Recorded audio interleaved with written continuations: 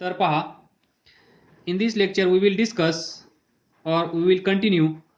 तर पहा, हा तिसरा थर्ड पॉइंट. इथे लक्ष द्या, या साईडला प्लस चार्ज आहे. या प्लस चार्जमुळे इथे इलेक्ट्रिक फील्ड तयार होईल. इलेक्ट्रिक फील्ड असेल तर ते किती असेल हे आपल्याला माहित आहे.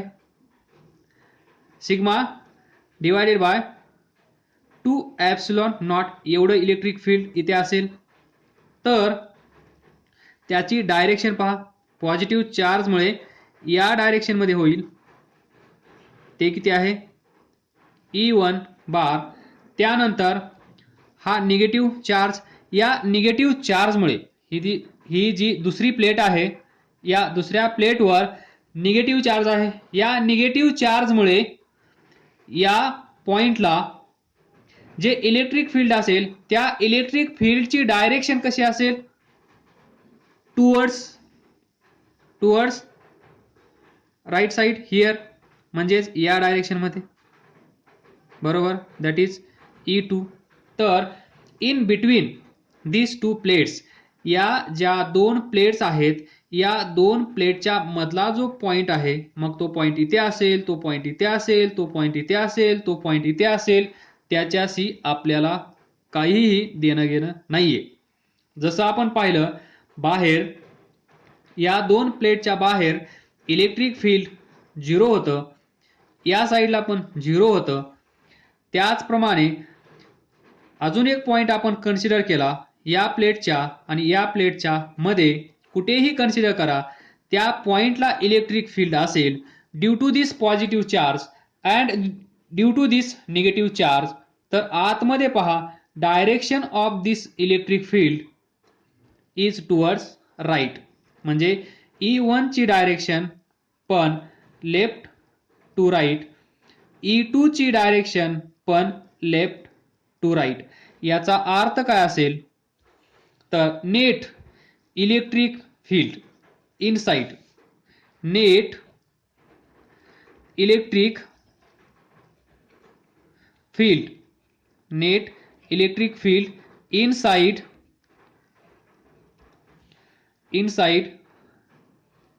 the region, inside the region or between two plates. ते किती असेल? एकाच डायरेक्शन मध्ये आहे, म्हणजेच E is equal to E1 plus E2 असं आपण लिहू शकतो की नाही, मला सांगा. देन वी नो दॅट काय? E1 इज इक्वल टू किती आहे? Sigma divided by 2 epsilon not. E2 किती असेल? Sigma divided by 2 epsilon not. हे दोन्ही इथे ठेवा, तर E ची व्हॅल्यू आपल्याला भेटेल sigma upon 2 epsilon not plus sigma upon 2 epsilon not. तर E इज इक्वल टू काय भेटेल? Sigma upon epsilon not. बरोबर. This is the net electric field in between this two plates. P1 P2 इथे असेल E0, इथे असेल E0. तर E net inside दिस two plates किती आहे? Sigma upon epsilon not. हे लक्षात ठेवा, खूप महत्वाचं आहे. तर आपल्याला भेटलं E net, that is net electric field inside the region और बिटवीन दिस टू प्लेट्स. आलं लक्षात? त्यालाच आपण म्हणतो in the inner region between the two capacitors, between the two capacitor plates. हा काय आहे? कपॅसिटर. या कपॅसिटरच्या ह्या काय आहेत? Plates. In the inner regions between two capacitor plates, the electric field due to two charge plates. याच्यावर plus Q आहे, याच्यावर मायनस क्यू चार्ज आहे. या चार्जमुळे जे इलेक्ट्रिक फील्ड इथे तयार होणार आहे. याच्यामुळे आणि याच्यामुळे ते काय होईल, ॲड होईल आणि ते आपण ॲड केलं आहे, कारण या दोघांची डायरेक्शन एकच असेल. हा E1 तर हा E2, दोघांची डायरेक्शन सेम, तर त्याला ॲड करावंच लागेल. हे तुम्हाला सर्वांना समजतं, कळतं आणि तुम्ही ॲड सुद्धा करता न सांगता. तर त्यावरून आपल्याला भेटलं net electric field sigma upon epsilon not. But आपला पिछा सोडत नाही. But we know sigma is charge per unit area. Q is charge on this plates. लक्षात आहे ना सर्वांच्या? कपॅसिटरवर या साईडला जेवढा चार्ज असेल, समजा 6 मायक्रो कुलॉम एवढा चार्ज या प्लेटवर असेल, तर या प्लेटवर किती असतो, 6 मायक्रो कुलॉम. म्हणजेच इथे प्लस क्यू आहे, इथे मायनस क्यू आहे, तर इथे क्यू कोणता घ्यायचा हा प्रश्न तुम्हाला नक्कीच पडला असेल. तर इथे जो क्यू असेल तर तो क्यू हा पण असू शकतो, हा पण असू शकतो, विदाऊट साइन. आलं लक्षात? टोटल चार्ज ऑन कपॅसिटर किती असेल, 0, कारण plus Q minus Q is equal to, plus Q म्हणजे 6 मायनस क्यू म्हणजे -6 is equal to 0. Total charge या कपॅसिटरवर 0 असेल, पण चार्ज ऑन कपॅसिटर क्यू असेल. आलं लक्षात? म्हणजेच हा क्यू किंवा हा क्यू, आणि हे दोन्ही क्यू सेम असतात, हे पण लक्षात ठेवा. तर E net is equal to Q upon A, इथे ठेवा, Q upon A epsilon naught. Equation number 1 consider करा. त्यानंतर इथे या, त्या दोन प्लेट्स तुमच्या लक्षात असतील, तुम्ही ड्रॉ केल्या असतील, तुमच्या नोटबुक मध्ये तुम्हाला दिसत असतील, तर तिथे पहा, ही जी प्लेट आहे P1, ही जी प्लेट आहे P2, पोटेन्शियल डिफरन्स V आपण कन्सिडर करू. That is let VB potential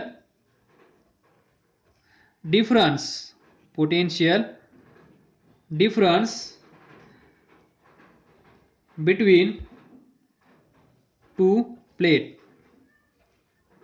P1 P2, that is V P1 P2 is equal to V P1 minus V P2. तुम्ही याच्यामध्ये मास्टरी केली असेल आता. VB potential difference between two plates. Then we know that electric field is equal to potential difference divided by distance between. तर पहा, electric field between these two plates is given by potential difference between these two plates and divided by this distance d. D is distance between these two plates, V is potential difference between these two plates, and we can write electric field in between these two plates is given by V potential difference divided by distance between these two plates. From this, V is equal to ED. आपण E ची value find केली आहे from equation 1.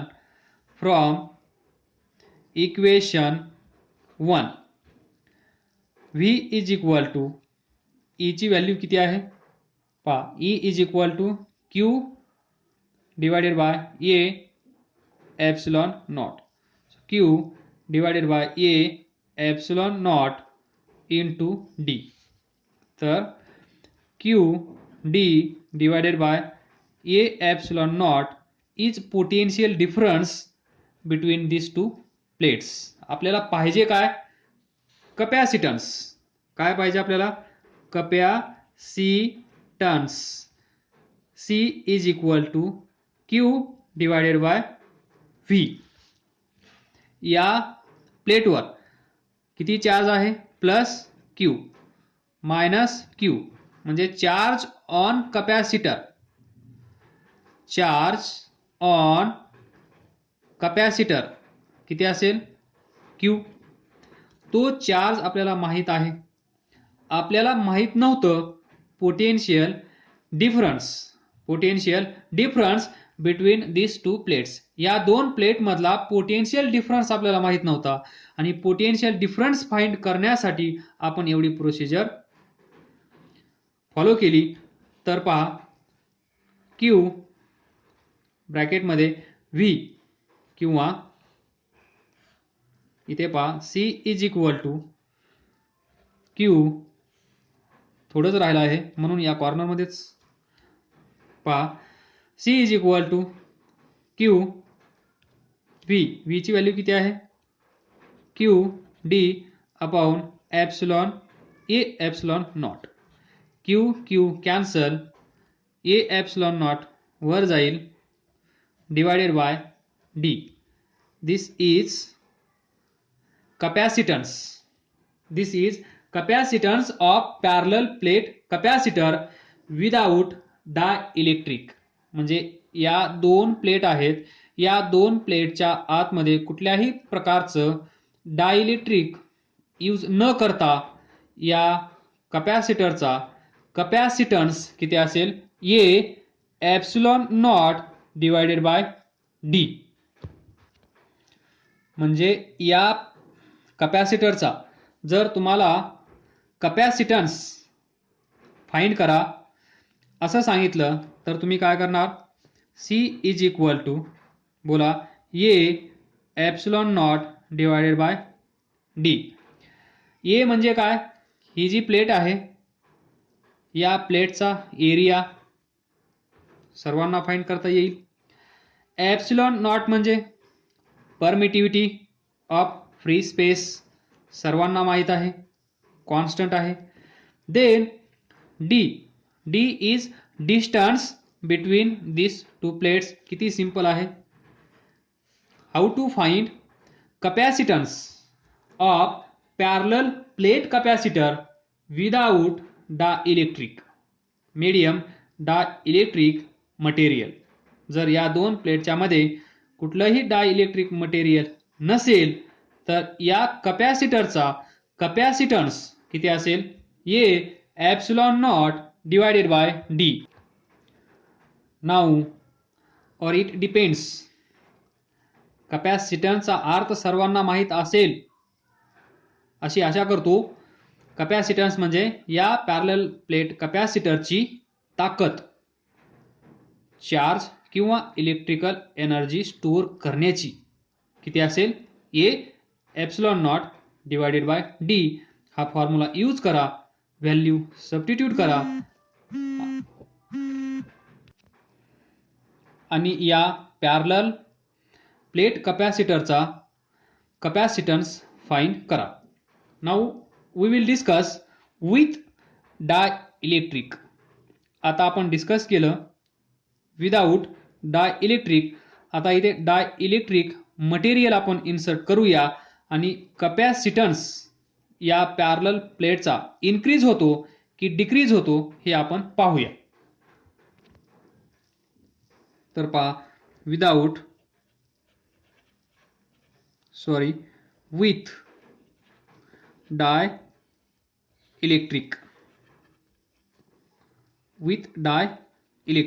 डायइलेक्ट्रिक्सचा अर्थ तुम्हाला चांगला समजला असेल, I hope.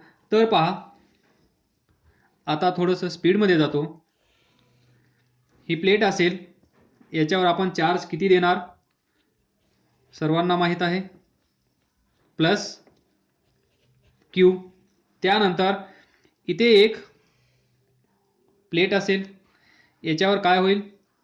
Minus charge induce होईल. या साईडला प्लस चार्ज इंड्यूस होईल. पण आपण ही प्लेट अर्थला कनेक्ट करणार आणि त्यामुळे काय होईल? हे प्लस चार्ज फ्री असलेले अर्थमध्ये चालले जातील. That is flows to earth. त्यानंतर पाहिजे आपल्याला इथे काय असेल मग मायनस क्यू, ब्रॅकेटमध्ये लिहा प्लस सिग्मा, इथे लिहा मायनस सिग्मा. तर काय करायचं आहे आपल्याला, डाय इलेक्ट्रिक मटेरियल यूज करायचं आहे. तर पहा, दिस इज रेक्टँग्युलर स्लॅब, हे इथे नाहीये, रेक्टँग्युलर स्लॅब हा काय असेल, rectangular slab of dielectric material. तर पहा, आपल्याला माहित आहे विदाउट डायइलेक्ट्रिक कॅपॅसिटन्स किती होता, C is equal to A epsilon not divided by D, distance between this two plates D, area A, या प्लेटचा एरिया किती असेल A, area into epsilon not divided by distance between this two plates. त्याला आपण इथे consider करूया C not, equation number 1. हे कसं असेल, capacitance, capacitance without dielectrics असं म्हणूया. तर नाऊ कन्सिडर, सुरुवातीला इथे हा rectangular slab of dielectric material insert करण्याच्या अगोदर इथली आपण let E not be electric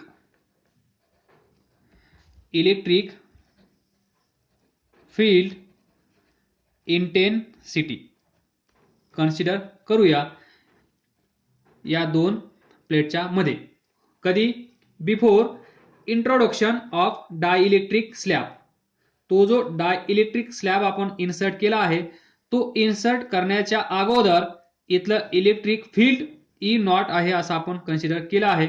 तर आपल्याला माहित आहे, इनिशियली आपण कन्सिडर करूया पोटेन्शियल डिफरन्स इनिशियल किती असेल, ई नॉट डी, कारण तुम्हाला माहित आहे E is equal to potential difference divided by distance between this two plates.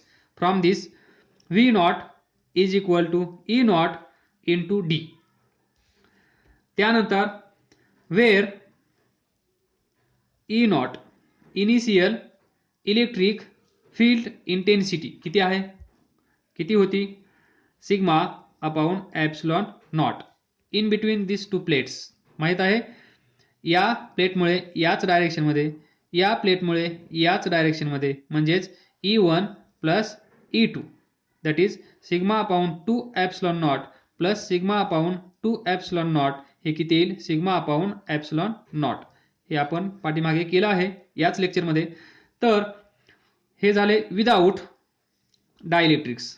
इथे डायइलेक्ट्रिक मटेरियल यूज न करता आपल्याला एवढ्या गोष्टी माहीत आहेत. काय काय माहीत आहे पहा, कॅपॅसिटन्स माहीत आहे, epsilon not into A divided by D. त्यानंतर इनिशियल इलेक्ट्रिक फील्ड, इनिशियल, तर पहा पोटेन्शियल डिफरन्स माहीत आहे without dielectric, electric field intensity माहीत आहे without dielectric material, sigma is surface charge density हे पण माहीत आहे. त्यानंतर नाउ कन्सिडर दिस थिकनेस, ही थिकनेस किती आहे, T. So let T be thickness of कुणाची, डाय इलेक्ट्रिक स्लॅब.